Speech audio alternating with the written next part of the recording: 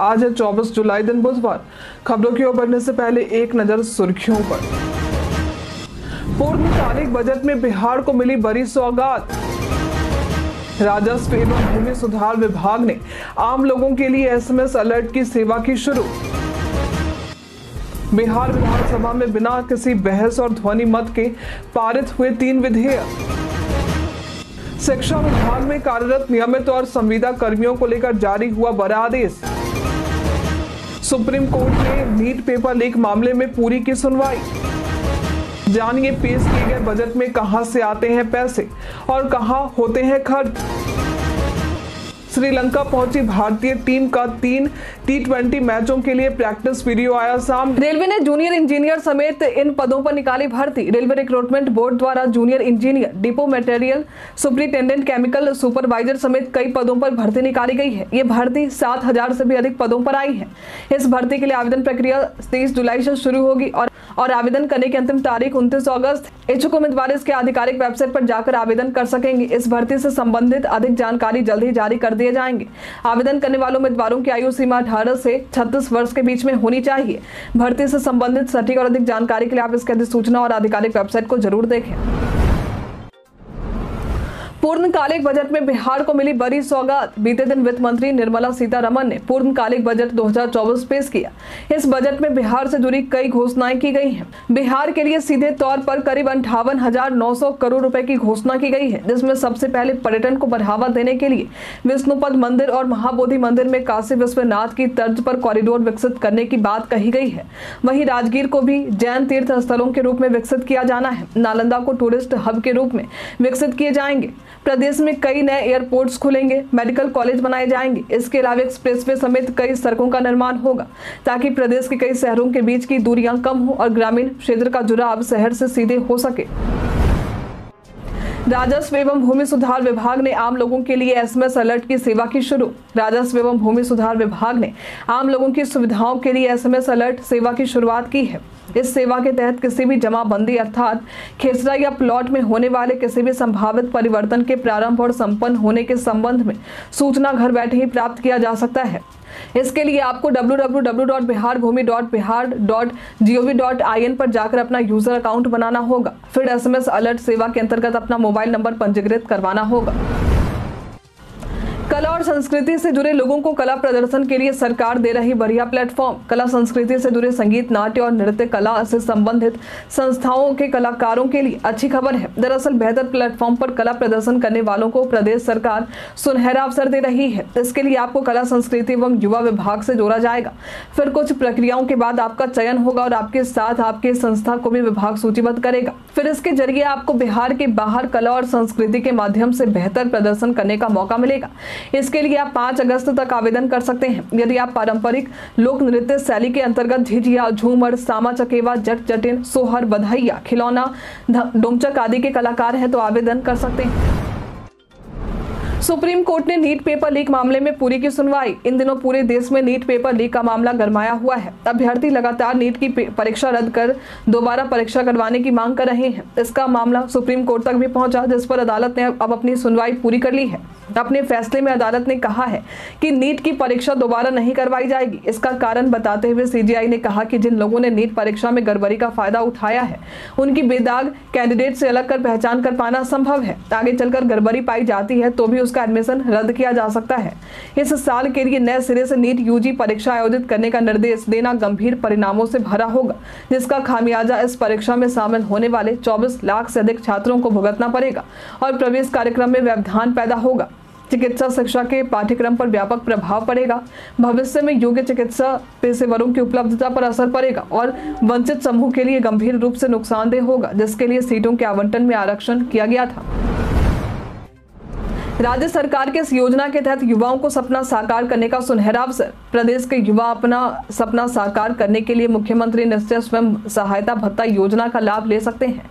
इसकी जानकारी आईपीआरडी बिहार द्वारा साझा की गई है। इस योजना के तहत युवक और युवतियों को कुशल युवा कार्यक्रम के तहत भाषा संवाद और बुनियादी कंप्यूटर ज्ञान का निःशुल्क प्रशिक्षण दिया जाता है। इस योजना का लाभ लेने के लिए जरूरी है कि आपने 12वीं पास किया हो, साथ ही आपकी आयु सीमा 20 से 25 वर्ष के बीच में होनी चाहिए।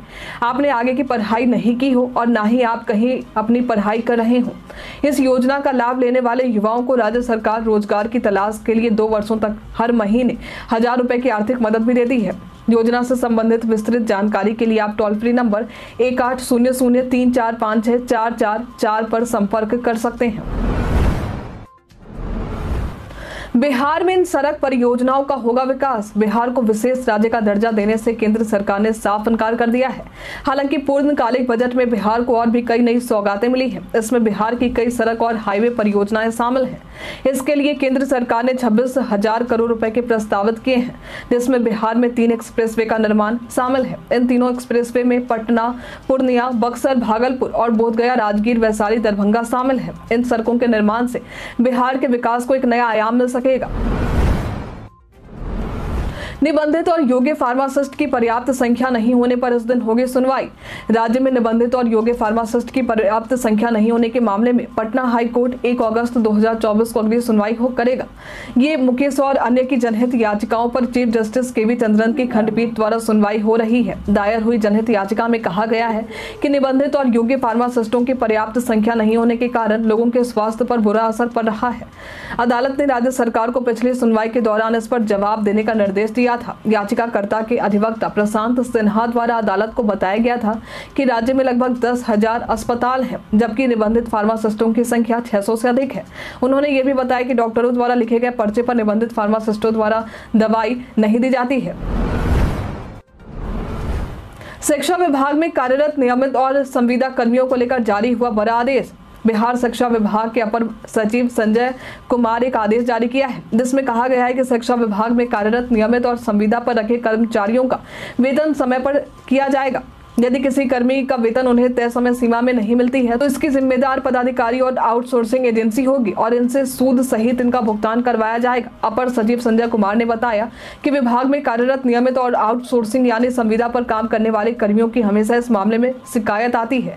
इनका वेतन बिना किसी समुचित कारण के लंबे समय तक लंबित रखा जाता है, लेकिन अब यदि ऐसा होता है तो संबंधित पदाधिकारी या आउटसोर्सिंग एजेंसी पर विभागीय कार्रवाई की जाएगी। जानिए पेश किए गए बजट में कहां से आते हैं पैसे और कहां होते हैं खर्च। बीते दिन देश में वित्त वर्ष 2024-25 के लिए 48 लाख करोड़ रुपए से ज्यादा का बजट पेश किया गया है। इस बजट में रोजगार, कौशल विकास, MSME और मिडिल क्लास परिवार के लोगों पर खासा ध्यान दिया गया है। अगर आप बजट के बारे में नहीं जानते हैं तो आपको बता दें कि बजट सरकार के आय व्यय का लेखा जोखा होता है। बजट के जरिए सरकार बताती है कि सरकार को किस क्षेत्र से या मद से कितने पैसे आने की उम्मीद है, साथ ही किस मद पर कितना पैसा खर्च किए जा सकते हैं। आज हम आपको इसके बारे में 1 रुपए के उदाहरण के साथ समझाएंगे। हम आपको बताएंगे कि सरकार के पास आखिर पैसे ये 1 रुपए आते कहां से हैं। सरकार के आंकड़ों के मुताबिक 1 रुपए में 27 पैसे उधार और अन्य देनदारियों से आते हैं। वहीं 19 पैसे इनकम टैक्स से, GST और अन्य टैक्स से 18 पैसे, 17 पैसे कॉर्पोरेट टैक्स से, सीमा शुल्क से 4 पैसे और 5 पैसे केंद्रीय उत्पाद शुल्क से आते हैं। वहीं गैर कर रसीद से 9 पैसे और गैर ऋण पूंजी प्राप्तियों से 1 पैसे सरकार को मिलता है। फिर इस 1 रुपए में सरकार 19 पैसे ब्याज भुगतान के रूप में खर्च करती है। वहीं 8 पैसे केंद्र की तरफ से प्रायोजित योजनाओं में खर्च होते हैं। 16 पैसे केंद्रीय क्षेत्र की योजनाओं में, 8 पैसे रक्षा क्षेत्र पर, 6 पैसे सब्सिडी पर, 9 पैसे वित्त आयोग और अन्य ट्रांसफर पर, 21 पैसे टैक्स और शुल्क में राज्यों के हिस्से, 4 पैसे पेंशन के रूप में और 9 पैसे अन्य व्यय के रूप में खर्च किए जाते हैं। सुरक्षा के लिहाज से घर में ये CCTV कैमरे लगाना होगा सबसे बेहतर। आजकल कई लोग सुरक्षा के लिहाज से अपने घरों में CCTV कैमरे लगवाते हैं, लेकिन कई बार ऐसा भी होता है कि CCTV होने के बाद भी चोर आराम से चोरी करके निकल जाते हैं। तो क्या आपने कभी सोचा है कि ऐसा क्यों होता है? इसकी सबसे बड़ी वजह है कैमरा खरीदने के दौरान टेक्नोलॉजी पर ध्यान नहीं दिया जाना, जिस वजह से आपके CCTV कैमरे की परफॉर्मेंस खराब रहती है। इसलिए जब भी CCTV कैमरा खरीदे तो इसके नाइट विजन यानी रात के समय में भी कैमरा अच्छी क्वालिटी में सब कुछ रिकॉर्ड कर सके, इसका ध्यान रखें। कैमरा के मेगापिक्सल साइज पर भी ध्यान देना जरूरी है। 4 से 8 मेगापिक्सल वाला CCTV कैमरा खरीदने पर उसमें चेहरे साफ और अच्छी क्वालिटी के दिखाई देंगे। जेस्चर मोशन वाले कैमरे खरीदते हैं तो चोर भी कैमरे की नज़र से नहीं बच पाएंगे। इसके अलावा 360 डिग्री मोशन वाले और अलार्म नोटिफिकेशन पर भी ध्यान देना जरूरी है। अंतर्राष्ट्रीय मंच पर रैंप वॉक करती नजर आएंगी बिहार की काजल। अंतर्राष्ट्रीय मंच पर बिहार की बेटी रैंप वॉक करती नजर आने वाली है। दरअसल मिस यूनिवर्स इंडिया के लिए पटना की काजल चौधरी का चयन हुआ है, जिसके बाद काजल अब बिहार का प्रतिनिधित्व ब्यूटी पेजेंट में करने वाली है। इसके लिए काजल बीते 2-3 सालों से लगातार मेहनत कर रही हैं। इसके लिए उन्होंने अपनी पढ़ाई भी पूरी नहीं की। एक समय था जब इनका वजन 86 किलो था और इसके लिए लोग इनका मजाक उड़ाया करते थे। हालांकि अब इनकी मेहनत रंग लाई है और अंतर्राष्ट्रीय मंच पर ये बिहार की शोभा बढ़ा रही है। श्रीलंका पहुंची भारतीय टीम का 3 T20 मैचों के लिए प्रैक्टिस वीडियो आया सामने। भारतीय टीम ने 3 T20 मैचों की सीरीज के लिए श्रीलंका रवाना हो चुकी है। बीते दिन भारतीय टीम सूर्य कुमार यादव की कप्तानी में नए हेड कोच गौतम गंभीर की निगरानी में T20 सीरीज की तैयारी शुरू कर दी, जिसका वीडियो सोशल मीडिया पर भी सामने आया है। इस वीडियो में भारतीय टीम क्रिकेट स्टेडियम में जमकर अपना पसीना बहाती नजर आ रही है। ये वीडियो सोनी स्पोर्ट्स नेटवर्क द्वारा शेयर किया गया है।